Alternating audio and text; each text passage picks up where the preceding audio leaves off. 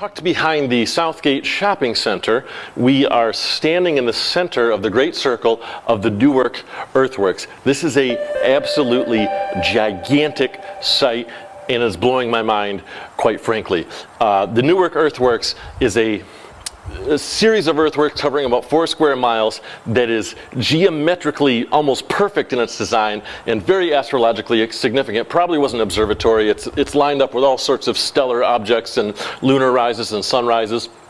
And it's just, it's the size of an arena. It's crazy. You can't really see it, but I'll get some photos later for perspective. But we're in the middle of a giant circle, an earthen wall making a circle, the interior of which has a giant ditch that was filled with water. That must have made this look amazing. And then behind me is the Eagle Mound, which was a longhouse that was then burned and buried. Now this is a hunter-gatherer society from almost 2,000 years ago. These are people that supposedly were too busy hunting and gathering to, build homes or start civilizations, and they made this gigantic structure that is absolutely blowing my mind. Here it is, the Great Circle, part of the Newark Earthworks, and all I can think of when I look at this thing is pageantry and performance. I mean, just imagine all the trees out of this. Imagine just this big cleared area, this giant wall around it, and just the reflection of water of that moat that runs on the inside. And I mean, I'm no archaeologist and I don't know nothing about this place, but when I look at it, I just think, well, okay, it's an arena. It's an area for performance, right? I mean, obviously this is a gathering space. When you look at the layout of the larger area, you see causeways. It looks like even areas where booths at a fair could go or something like that. If Gwar existed during these times, this is exactly where Gwar would be performing. It would be an amazing concert. There would be soda pop, fake blood, chains, and music, and thousands of people, and it would be just amazing. I mean, obviously, this has to be a performance area. It just can't be anything else. But what do I know? I don't know anything. But aside from speculation on usage, this is what we know. In terms of area, Newark is one of the largest earthworks in the world. Not much remains, but what does is still gigantic. It was built by the Hopewell, a mound building culture that flourished throughout the Midwestern and Eastern North American segment from about 300 BC to 500 AD. Artifacts excavated here and carbon dating of organic materials pulled from fire pits here show us that it was used regularly from about 300 BC to 100 AD. 3 sections survive, and they are denoted as the Great Circle Earthworks, the Octagon Earthworks, and the Right Earthworks. Look at their shapes. What the hell is this shit? What the hell was it used for? And remember, this stuff was built by hunter-gatherers, people who were nomadic, not sedentary like you or I. Just like you and I don't live in sports arenas or shopping malls. Well, I can't say that with certainty about all of you, but regardless of our large population of gluttonous consumerist Morlocks, one usually doesn't live in our ceremonial centers.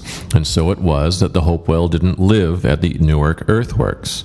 It was a place that was visited periodically throughout the year for who knows what. Conferences, ceremonies, concerts, anyone's guess is as good as anyone else's. There are burials present, which mean the area served funerary purpose, and there are remains of a burned-down longhouse, which is evidence of ceremonial purpose. Burning down ceremonial centers, or even homes, is a tradition we see in the Ohio area and in many later cultures associated with the Hopewell.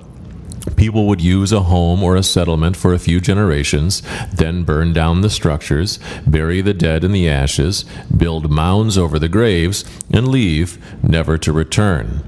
Also, the whole layout and plan of the Newark Earthworks is specifically aligned to lunar rises and sets.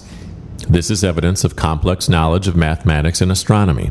To be able to plan out these earthworks so specifically is evidence of these people's great intelligence and unified society. A society that hadn't really developed agriculture, that didn't have the wheel or written language, a society that was fairly nomadic, felt it extremely important to spend a lot of human time and energy using prehistoric tools and no machines and no pack animals to make this space in this spot into precise astronomical alignments. Although we will never understand the purpose and use of this place, what it can tell us is that our perceptions of what is intelligence, of what an advanced society is cripplingly incorrect. If you want to know how an American views an indigenous person, just go to a store selling crystals. When you say Native American, the average white person thinks loincloth, dream catchers, and teepees. And oh gosh, they're so spiritual. I have a friend who's 1/4 Native American, and they run an intensive sonic healing yurt in Ohio. You must simply try the anal sun saturation ceremony. That is not the Native American. These peoples were a highly intelligent and cultured society who thought it worth the time and effort to make this place for us, for the world to use. I cannot recommend visiting this sacred space enough. It crackles with energy and life and history, and it serves as a massive testament to the people who lived here and as a massive reminder to what shitheads us modern Americans are.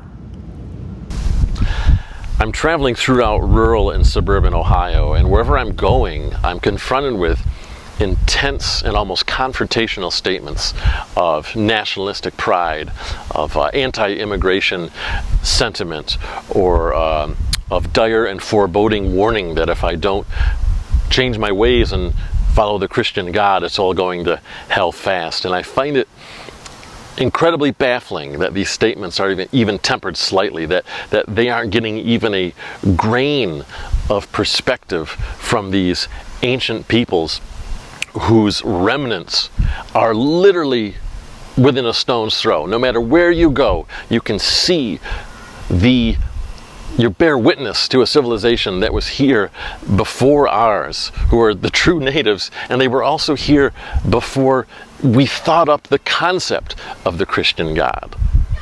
And I wonder to myself, what do they think when they see these giant earthworks? And the answer is they think, oh, it'd be a perfect place for a golf course, because right behind me is the other half of the Newark Earthworks, the observatory mound, a octagonal system of earthworks that were precisely aligned to lunar rises and settings that I can't get into because it's a private golf club.